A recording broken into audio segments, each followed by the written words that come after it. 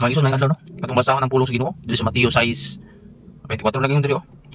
Dili mahimo nga ang usa ka tawo magpaulipon sa duha ka agalon kay mahitabo gayud nga iyang dumtan ang usa ug ang usa iyang higugmaon o unungan niya ang usa ug ang usa iyang tamayon.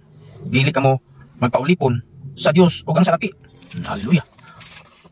Munay si Jesus ang nagsulti ni ang atong Ginoong Hesus mao nagsulti ani nga bersikulo sa Biblia.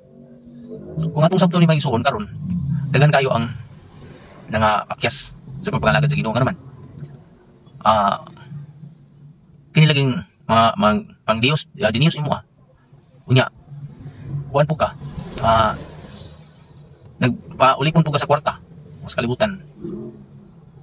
Daghan kayo ang kuan ani, naglagay nga naman. Ang usa lagi, kung asa ka nahigugma, nalipay ka sa kwarta kay mo may mo nakita ang Ginoo, kuno mo makita. O wala pa ang sa Ginoo pa man mo na napil. Una ang kwarta kay na imo namang nasinati. Mo ni karon nga daghan nangalagad sa Ginoo nga na kuan sa kwarta. Example, si Kibuloy o ang kwarta yang gihigugma, ang Dios wala na. Si pastor nga sa kuan katong sa kapa o kwarta man gyapon to o nangilat tungo sa kwarta tungo sa iyang gisabay ang duha ba o katong naay pastor diha sa kuan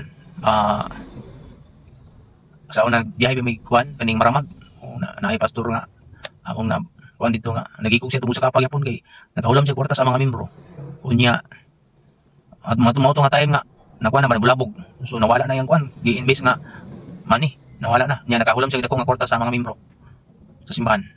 So nagikog siya. Ito pong pastor nga namusil. Nagsuko man to siya kay wala siya kuan. Wala siya padadi og allowance. Okay, critical ba itong area kuno yang assignan. Unya wala siya mga benepisyo. Suko siya kay wala siya kuan is may pagkuno ang CQ kay na is na mga benepisyo. Na pag-ibig siya kuno wala niya. Professional ba kuno siya. Worker ba kuno siya. Ang pagsabot. So, diligid mahimo nga duha ang mga galon. Example, kuan ka. Kuan. Katong po tong pastor ni nga ako no. Katong di sa lapasan gyapon musil gyapon. Tong kuan to. Katong pastor nga nilagan pagkakagawad. Yan na preso siya. O pastor nga ni ka, ayaw pag kuan.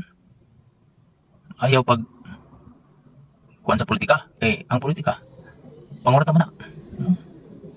Nagagalon ka ba sa duha ka agalon sa lapi ug ang Ginoo ug ang salapi ngayon nga ayaw pagpaulipon sa Dios ug sa salapi kung wala ka kuan na wala ka gitawag wala piling ni mga dili na mao imong kuling ayaw na lang pagpastor pag business na lang kay makasalanan man ka na sa Ginoo kay ikaduha di po ka mo grodihan sa pagpangalagad sa Ginoo kay ganoman wala man kay kuan dili makahilig sa Bible study busy mo kasi mong negosyo. O dili ka mo grudiha bisan pag kuan ka pastor ka nya duha imong igugma ang usa na imo gina siyang dumtan so dili ka mo kuan na dili ka mo grudiha sa pag dili ka mamunga ba o mamunga ka pero piyasot ba dili ka mo kuan dia mamunga. Hallelujah.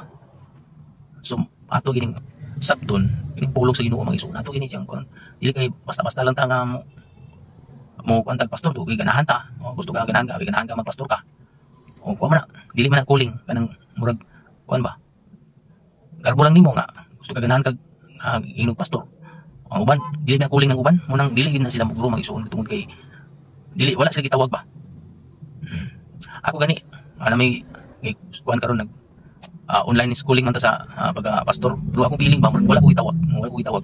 Wag sa evangelism sa ko ang feeling evangelism nako. Pero pag kuan ako ani ako nga kuan nga mudugang ko ni sa akong knowledge o kuan ba. Mudugang sa akong kuan. Pero feeling ako dili na ko kuling ang magpastor. Akong feeling mag-evangelist lagi ko, evangelism. Kay kung ni magpastor mo dili basta-basta ni magpastor ka. Magsuon. Kailangan kuling gina siya kanang kuan ba. Doon na kay gugma sa pag alagad dito sa mga tao. O doon na kay kuan. Muna mo ba karon eskwela pastor? Wala na gyapon nagamit. Naras kuan. dagan ko na encounter nga wala gid sila nagamit, dagan ko na kuan nga wala gid sila nagamit sa pagkapastor. Tungod kay dili lagi kuno nila kuling do nato eskwela asa mong imong fellowship do nato nag testimony nga gay eskwela sa pastor. Nya di man ta sumusugot kay kuan, yung mga kuan siya ba napugos siya kay yang kuan yung isuon yang mga kuan mga pastor nya. Ikuan siya nga sa iyong nga pagpastor ba. Murag napugos ra kuno siya. Nya dili gid niya kuling mo nang wala siya ni kuan kay ang yang gusto magsundalo man, magsundalo ang alagad sa gobyerno. Wala gid siya kuno ni unda gid kuno siya pagkapastor. Nagsundalo siya. Dili pagid mo dili basta-basta ni magpastor ta. Kay kailangan kuling tuloy tay ugmas pag buhat ana. Kay kung wala dili man ka mugro. Kamo dili man ka pastor man na imuno na pastor man ko di. Kuan anira ko kuan ako. Pastor okay na ko pastor okay na magkuan ko sa simbahan. Pero imong simbahan dili na gid na mugro. Mintin na gid na. O mo gid na. Kay wala man na siya mugro. Wala man ka nag kuan ba nag lihok nag-work ba sa pagpangalagad sa Ginoo. Example, usa ka pastor. Unya wala ka na focus sa simbahan kay tungod kay nanarbaho ka kay sa pagpastor. Wala kay kwarta. Wala kay pagkaon. So nanarbaho ka. So dili na nimo maatiman ang mga membro, dili na ka wala na kay gugma sa pag Bible study. Wala na kay gugma sa pag katong example katong unang luod, tunong undang dili na nimo mabisita. So pasagdanan tun nimo siya. Amo ni kalainan mga igsoon kung pastor ka nga mo duha kay mong agalon ba? Nanarbaho ka. Nagpastor po ka. Dili gid kanang usa, di mabiyaan gid nimo tungod nanarbaho man ka. Muning emphasize ni Jesus nga ayaw gid pang pangalagad sa duha ka buk agalon. Pagpaulipon sa duha ka buk sa Dios ug ang sa salapi. Kay ang usa na imo gina siyang dugtan nga igsoon. So dagan ta magkuan karon nga dili gid mo go. Dagan kog na sinati ba. Example, pastor ka. Di ka maka-Bible study tungkol kay busy kasi mong negosyo. Dili ka mugro, wala kay buka. Stagnan ka. Example, sa membro. Anang mga membro? Mga kuan. Kung nangalagad ka sa Ginoo, dili ka mo simba tungkol kay imong ipalabi imong negosyo. So okay na siguro na, pero ka nang magpastor ka. Lisod gid. Si Jesus dili sa Mateo 10 verse 8 wala gid lagi wat niya kay kuan nga magdala og kwarta o ingon niya sa 10 sa Mateo 10:8 palakaw ka mo ayaw mong pagdala kwarta bisan gani biste unya kining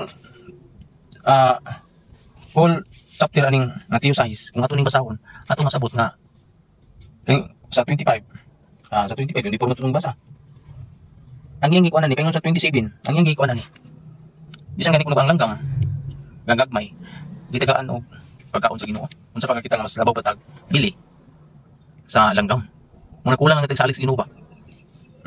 May suon. Hallelujah. So, medyo taas atong video. Di na to kay di magyapon ni tanawon kayo ninyo. Ato ra ni mano lang siguro to may suon. God bless you yung tanan.